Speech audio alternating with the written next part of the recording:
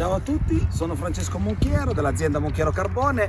Oggi vi voglio fare un piccolo tour dei nostri 3 cru di vino rosso più importanti e famosi che produciamo nella nostra azienda.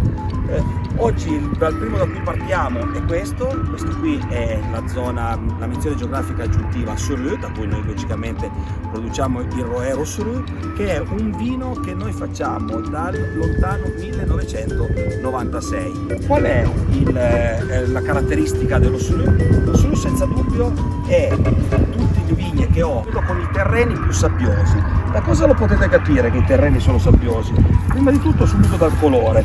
Vedete che è un colore proprio un color terra, ma è un color sabbia, e soprattutto potete vedere che è una terra che non è compatta, è molto friabile, e questa è la caratteristica proprio dei terreni del Roero.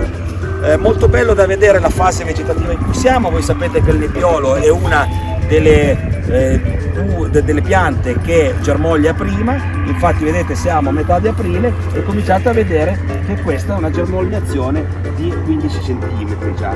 In questo è il momento più bello perché si cominciano già a intravedere i piccolissimi grappoli. Ok, adesso ci spostiamo dalla vigna del Sud alla vigna del Printi, che sono anche molto vicini.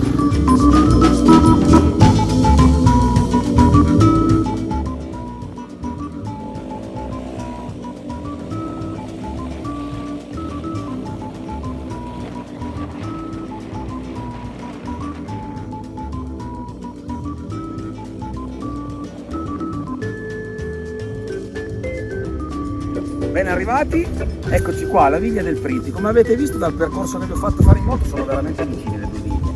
Infatti la vigna Printi rientra sempre nella menzione geografica aggiuntiva Suru.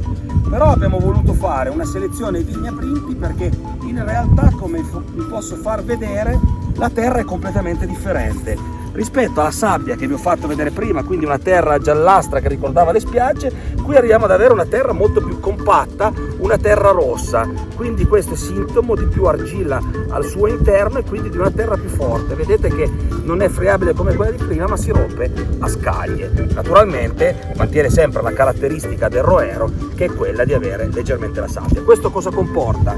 Questo comporta il fatto che il nebbiolo che nasce su questo vigneto è un nebbiolo più concentrato, che ha un tannino più forte e quindi esige un periodo di invecchiamento più lungo per avere il periodo ottimale per essere servito sulle vostre tavole. E questo è anche il motivo per cui la differenza che Suru è Roero, mentre Printi è Roero Riserva, perché ha bisogno di un anno in più di affinamento. Eccoci, siamo qui davanti a voi, c'è il vigneto storico di Monbirone. Venite, vi riporto a visitarlo.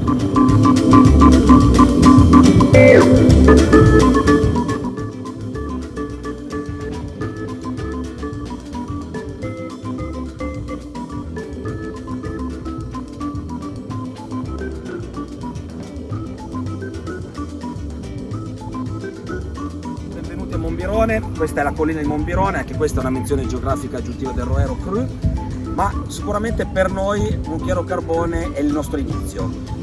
Inizia tutto da questo piccolo vigneto, da questa piccola casetta detta Chabot, quando la mia bisnonna nel 1918 con la sua dote di matrimonio ha acquistato questo vigneto per produrre il vino per la sua osteria. Monbirone ha una terra molto particolare, come potrete notare dalla lavorazione che è stata fatta, è un ottimo mix tra il terreno estremamente sabbioso della vigna dello Suru che avete visto prima e il terreno rosso della vigna del Printi. Questo ci comporta ad avere un vino che è molto profumato grazie alla componente sabbiosa e un vino che comunque ha struttura grazie alla componente argillosa e calcarea. Quando abbiamo iniziato questo era un piccolo vigneto di 3000 metri, nel 1990 è stata la mia prima vendemmia, oggi qui abbiamo circa 35.000 metri da cui otteniamo le nostre circa 15.000 bottiglie di selezione Barbera d'Alba Monbirone.